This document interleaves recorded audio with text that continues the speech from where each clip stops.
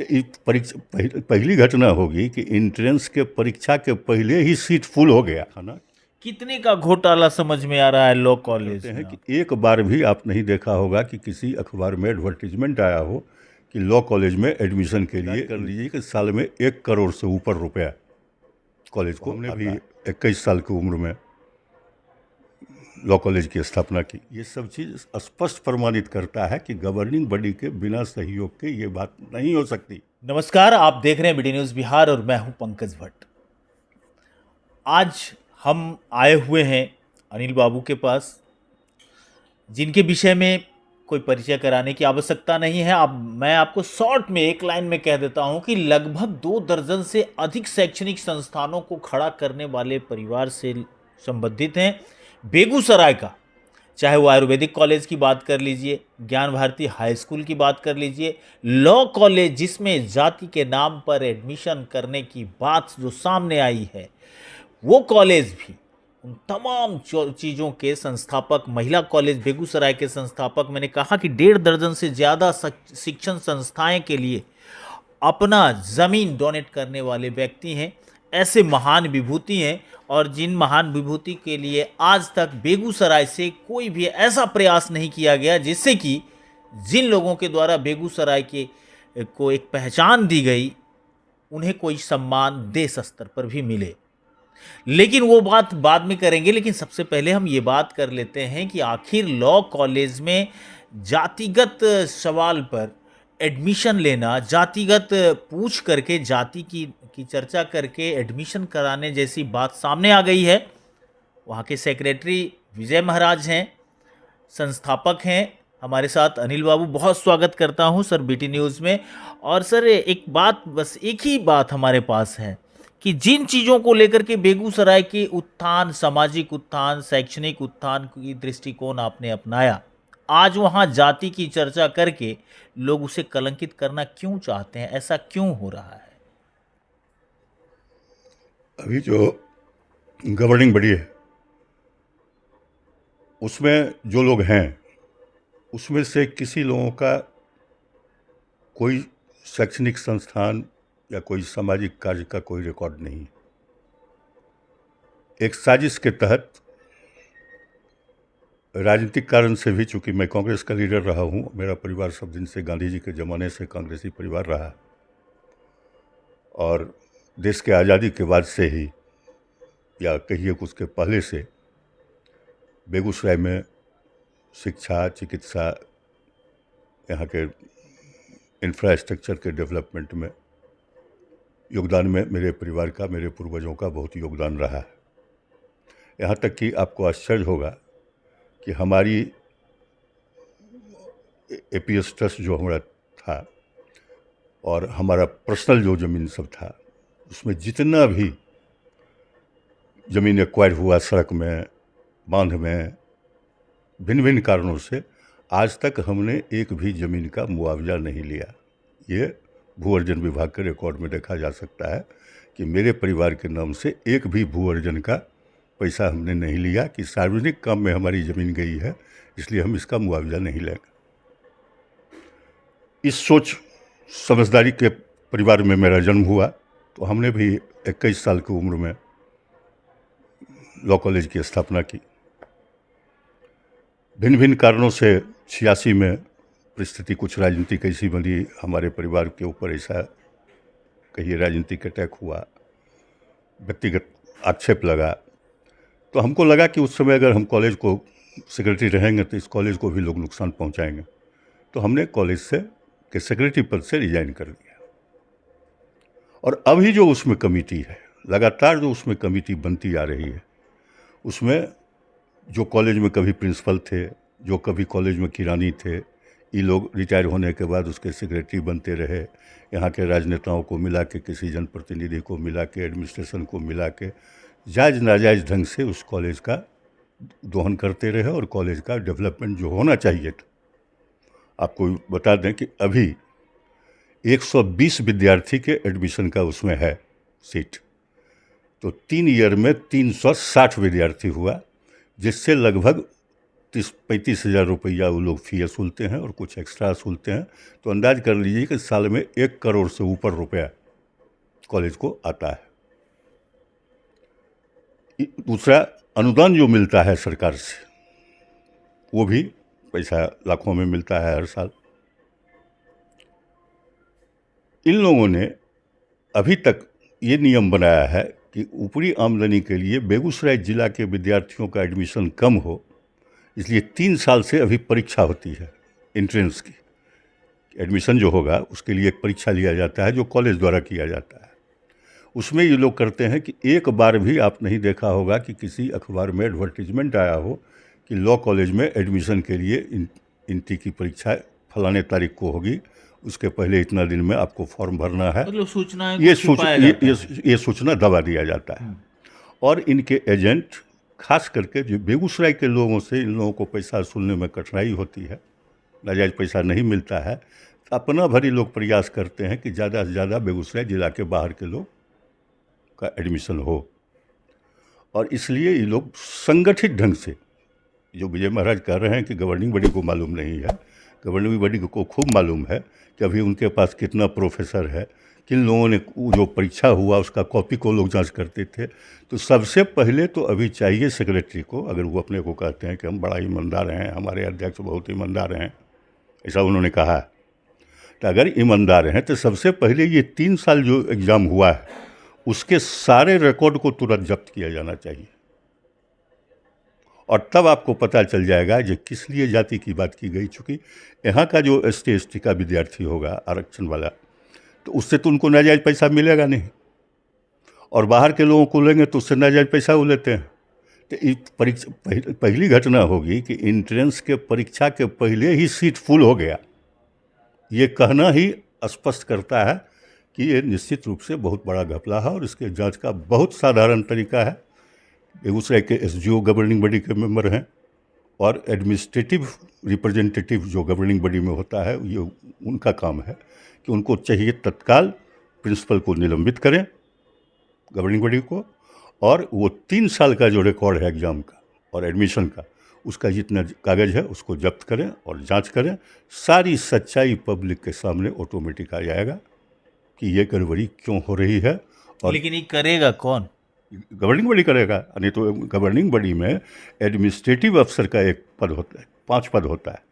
एक पद होता है जो प्रिंसिपल है, उपदेन है उसका मेंबर। दूसरा, यूनिवर्सिटी से डोनर का नाम आता है, जो डोनर हैं, जिसमें यूनिवर्सिटी से डोनर हम हैं लेकिन हमको बुलाया नहीं जाता है। तीसरा होता है एक एडमिनिस्ट्रेटिव अफसर, वो जिसमें SDO हैं। चौथा होता है यूनिवर्सिटी रिप्रेजेंटेटिव, वो यूनिवर्सिटी के कोई पदाधिकारी हैं या किसी कॉलेज के प्रिंसिपल होंगे। और एक होते हैं जनप्रतिनिधि, जिसमें कि कुंदन जी हैं जो यहाँ के MLA हैं। और ये लोग मिलकर चुनते हैं एक शिक्षाविद को, एक शिक्षा प्रेमी को, जिसके बारे में रिकॉर्ड हो कि कॉलेज वॉलेज स्कूल चलाने के लिए इंटरेस्टेड रहते हैं, शिक्षा में इनका बड़ा योगदान है। तो उस पद पर विशुद्ध रूप से उस कैटेगरी में विजय महाराज नहीं आते हैं। लेकिन चूँकि इनका बहुत अच्छा संबंध है, या कहिए चमचागिरी का युग है, कुंदन जी के ये बहुत नज़दीकी हैं, इस वजह से इनको उस पद पर चुन के और इनको सेक्रेटरी बनाया गया है। और ये लोग आपस में मिलकर, इसलिए करना क्या है, करना सिर्फ इतना ही है कि सबसे पहले जिस पर आरोप लगा है उस प्रिंसिपल को निलंबित, उस पर और बहुत से आरोप, ऐसा नहीं कि सिर्फ यही। एक आरोप तो ये भी है कि वो अपनी पत्नी को ही 4th ग्रेड में, पत्नी को 4th ग्रेड में रखे हुए हैं। वो पहला प्रिंसिपल था, उनका भी बेटा पुतों नौकरी में है। पहले जो प्रिंसिपल रहे, सेक्रेटरी रहे हैं, उनका भी बेटा है। ये सब तो उसमें चलिए रहा है, ये सब तो अलग विषय है। उन पर चार्ज था 6 लाख रुपये का प्रूफ चार्ज कि इन्होंने गबन किया था, और प्रिंसिपल पर, और उस पर उनको हटाया भी गया था। अच्छा। लेकिन उसके बाद फिर इनको किसने अपॉइंट कर दिया, ये रिकॉर्ड में कहीं नहीं। सेक्रेटरी के बदलने के बाद की घटना है कि उससे पूर्व की? सेक्रेटरी के बदलने के बाद पहले की घटना है। उनको हटा दिया गया था इस आरोप में। बाद में समझौता करके हुआ कि इनके तनख्वाह से ये पैसा वसूल लिया जाएगा, लेकिन इधर भी जो तनख्वाह का पैसा उसको मिला है उसमें भी कॉलेज ने पैसा वसूल नहीं किया। ये सब चीज़ स्पष्ट प्रमाणित करता है कि गवर्निंग बॉडी के बिना सहयोग के ये बात नहीं हो सकती। तो आपको क्या लगता है कि विधायक चाहे सचिव ये सारे लोग इसमें इन्वॉल्व हैं इसमें? अध्यक्ष और सचिव तो निश्चित रूप से हैं इन्वॉल्व, चाहे जो कारण जो हो, और इन्वॉल्व नहीं है तो उनको जांच कर लेना, उनको तुरंत अभी निलंबित कर देना चाहिए था प्रिंसिपल को। कोई एक्शन उन्होंने नहीं लिया है। नहीं सर, देखिए एक सिस्टम बना हुआ है कि जन वितरण प्रणाली में अगर कोई शिकायत करने जाता है तो जांच दे दी जाती है एमओ को। तो जब दूध की रखवाली बिल्ली करेगी तो फिर फायदा क्या है?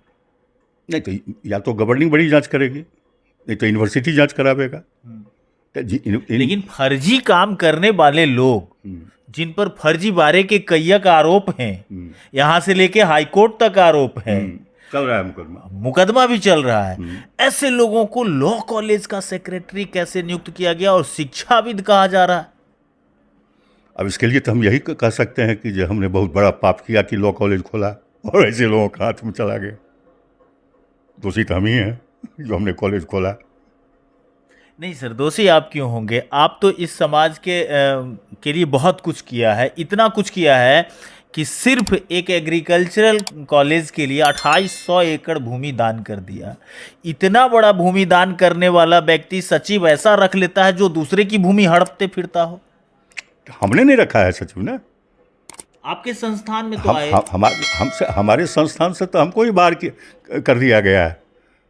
हम डोनर होते हुए डोनर मेंबर नहीं है उसके, जबकि जो बिल्डिंग बना हुआ है जिस जमीन पर वो मेरे द्वारा दान पत्र लिखा गया है और उसका जमीन का रसीद करता है, जमीन बिल्डिंग का म्यूनसिपल टैक्स कटता है, वो सब मेरे जमीन पर कट रहा है और हम डोनर नहीं हैं। तो जब इतनी बड़ी बात हो जाती है तो फिर भी आप चुप्पी लगाए रहते हैं, क्यों? चूँकि हमारे परिवार का उद्देश्य कभी ये नहीं था कि संस्था खोल के हमको उससे कुछ कमाना है। हम तो जनता के आप देखिए बेगूसराय में कि इतने दिनों से 2 कॉलेज ही बेगूसराय में है, एक आयुर्वेदिक कॉलेज और एक लॉ कॉलेज जो मेरे परिवार का है। विशुद्ध हम कोई चंदा से ही लोग कॉलेज नहीं खोला है। और इस दोनों कॉलेज से कम 2000 वकील वकालत कर रहे हैं, कुछ लोग जज हैं, मजिस्ट्रेट हैं, और आयुर्वेदिक कॉलेज से कम से हजारों डॉक्टर निकल के कहीं बड़े बड़े पद पर हैं, प्राइवेट प्रैक्टिस कर रहे हैं। तो जो रोजगार देने वाला ये 2 संस्था बेगूसराय का, हम लोगों का उद्देश्य था कि बेगूसराय में रोजगार बढ़े, हमारे पढ़े लिखे नौजवान अच्छे पद पर जाएं, अच्छी कमाई करें। हम लोग तो अपनी कमाई के लिए खोले नहीं थे कॉलेज, लेकिन यहाँ का जो राजनीतिक सिस्टम है बेगूसराय का, जो परंपरा बनी आई है कि आज तक किसी संस्था का बेगूसराय में जनरली आप जाइए देखिएगा तो 2 परिवार का बहुत किया हुआ है। दोनों परिवार कांग्रेसी परिवार। विश्वनाथ बाबू तो चुनाव भी एक बार लड़े थे 69 में से बरौनी से। तो विश्वनाथ सिंह शर्मा का परिवार और हमारा परिवार, इस दोनों का बहुत बड़ा योगदान है शिक्षा के क्षेत्र में, चिकित्सा के क्षेत्र में। कहिए कि आज आयुर्वेद दुनिया में डंका बज रहा है और आज भी दुनिया के बड़े बड़े डॉक्टर आए हुए थे बेगूसराय आयुर्वेदिक कॉलेज में। एक ही यूनिट फलेरिया का चल रहा है जिसके लिए उसने बेगूसराय को ही चुना, क्योंकि बेगूसराय का आयुर्वेदिक कॉलेज अपने ज़माने में जिस समय प्राइवेट था वो विश्वविख्यात था। हमारे यहाँ के ही प्रोफेसर यहाँ से गए थे तो डायरेक्टर हुए थे श्रीलंका के ब्रह्मदत्त शर्मा। डाबर बैजनाथ के जो आजीवन वैद्य रहे दवा बनवाने में, रामरक्ष पाठक, वो हमारे प्रोफेसर थे। यहाँ से रिटायरमेंट के बाद उनको बैजनाथ ने रखा था। तो इस कॉलेज का तो अपना एक बड़ा इतिहास है, लेकिन सरकारीकरण हो जाने के बाद लोकल राजनीतिज्ञों और उनके दबाव में जिला एडमिनिस्ट्रेशन, लोकल राजनीतिज्ञों के दबाव में इस दोनों संस्थाओं के प्रति उदासीन है, जिस वजह से धीरे धीरे दोनों संस्था आज बदनामी के घेरे में तो है ही। आज स्थिति ये है कि जो 2-2.5 साल पहले 257 करोड़ रुपया आयुर्वेदिक कॉलेज को मिला है डेवलपमेंट के लिए, उसको भी कॉलेज एडमिनिस्ट्रेशन, ये लोग जो हमको डोनर नहीं माने ज़मीन का, कहता है कि हमको सरकार दिया है, 77 में सरकारीकरण हुआ है, 48 का कॉलेज खुला हुआ है, तो इतनी 48 में किसने उसको ज़मीन दिया, ये रिकॉर्ड कहता है कॉलेज का प्रिंसिपल कि हमारे पास नहीं है ज़मीन का दस्तावेज। तो ये सब जो बात हो रही है सिर्फ हमारे परिवार को इन सब संस्थाओं से अलग दिखाना। कितने का घोटाला समझ में आ रहा है लॉ कॉलेज में आपको? घोटाला तो करोड़ों का है। घोटाला में तो एक केस हुआ। सबसे मज़ेदार बात यह है कि प्रिंसिपल और सेक्रेटरी भगीरथ जिस समय थे, उस समय करीब 20 लाख रुपए का गड़बड़ी का एफआईआर किया प्रिंसिपल ने, जबकि चेक जो होता है उसका कस्टोडियन प्रिंसिपल होता है और दोनों के साइन से पैसा निकलता है। तो वो प्रिंसिपल ने मुदाले सेक्रेटरी को बना दिया, आपने मुदाले नहीं हुआ, जबकि ज्वाइंट रिस्पॉन्सिबिलिटी थी दोनों की। और गवर्निंग बॉडी अगर मेल में नहीं था तो इसको कैसे बचा लिया गया? तो ये सब जो बातें हो रही है ये विशुद्ध ही माने करोड़ों रुपए का घपला है। जैसे ज़मीन खरीदा गया कॉलेज के लिए पचम्बा में, इसको रास्ता भी नहीं। आप देखिएगा कि वो ज़मीन जो खरीद हुआ है, जितने दाम में वो खरीद हुआ है, उसमें भी कमीशन खाया गया। और उसका प्रमाण है कि ठीक उसी समय इस प्रिंसिपल ने संघोल में 2.5 कट्ठा ज़मीन खरीदा उसी कमीशन के पैसे से। तो घपला तो करोड़ों का है। चूँकि कहिए कुछ वजह से और ज़्यादा घपला हो सकता था। ये लोग जो हम ज़मीन दिया है डोनेशन में, कहता है कि वो ज़मीन बेच लिया है। इस बात को आप सही मान रहे हैं कि वास्तव में लॉ कॉलेज में इस तरीके की बात हुई कि भाई जाति पूछी जा रही है? जाति पूछी जा रही, जाति तो पूछी ही गई, लेकिन जाति क्यों पूछी गई ये आपको मैंने बताया कि बेगूसराय का लोकल विद्यार्थी का एडमिशन होगा तो इसको नाजायज पैसा कम मिलेगा, और बाहर के लोग से पैसा लेके ये लोग ये काम करता है। तो जाति ये पूछ के कह दिया कि तुमको फॉर्म नहीं देंगे, तुम लइए क्या करेगा, तुम्हारा सीट फुल है। ये सब जो बातें हो रही, क्या कहना चाहेंगे संबंधित विभाग के वरीय अधिकारी से? ये इतनी शर्मनाक घटना है बेगूसराय के लिए, और खास करके उस संस्था में जिसका संस्थापक मैं खुद हूँ। मुझे आज शर्म आ रही है कि मैंने ये कॉलेज इसी दिन देखने के लिए खोला था क्या। और आज भी हम मांग करते हैं बेगूसराय के जिला प्रशासन से, खास करके एसडीओ साहब से, जो इसके प्रशासनिक रिप्रेजेंटेटिव भी हैं इस कॉलेज के गवर्निंग बॉडी में, कि अविलंब प्रिंसिपल को सस्पेंड करके और 3 साल का एग्ज़ाम का और जितना भी अभी रजिस्टर है एडमिशन का, उसको तुरंत जब्त करें और उसको इंक्वायरी करवाएं और इसका ऑडिट कराया जाए। ऑडिट कराने की मांग करते हैं। बहुत बहुत धन्यवाद। तो ये थे हमारे साथ लॉ कॉलेज के संस्थापक सदस्य में से एक अनिल सिंह जी, जिन्होंने बड़े स्पष्ट तौर पर कहा है कि बहुत बड़ा स्कैम किया जा रहा है लॉ कॉलेज बेगूसराय में, जिससे कि स्थानीय युवाओं को जगह नहीं मिल पाती और बाहरी लोग को, बाहरी छात्रों को बुला करके उनसे बड़ी रकम वसूली की जा रही है, जो कि अवैध तरीके से लिया जा रहा है। और यही कारण है कि लोगों का नाम लिखने से पहले लोगों की जाति पूछी जा रही है। आप बने रहिएगा हमारे साथ, हम इससे संबंधित तमाम खबरें आपको दिखाएंगे। हम आपको ये भी दिखाएंगे कि आखिर जो प्रिंसिपल वहाँ कार्यरत हैं, जिनका वीडियो वायरल हो रहा है, उनका क्या कहना है, और सेक्रेटरी जो लगातार यहाँ काम कर रहे हैं बेगूसराय में, एक अच्छे अधिवक्ता के रूप में उनका नाम चर्चा होती है, लेकिन जब कर्मों की चर्चा होती है तो वही बात हो जाती है कि जब बरसात में मोर नाचता है तो पंख देख करके, लेकिन जब पाँव पर नज़र पड़ती है तो बड़ा उदास हो जाता है। बने रहिएगा हमारे साथ, लगातार हम आपको दिखाते रहेंगे। तब तक के लिए नमस्कार।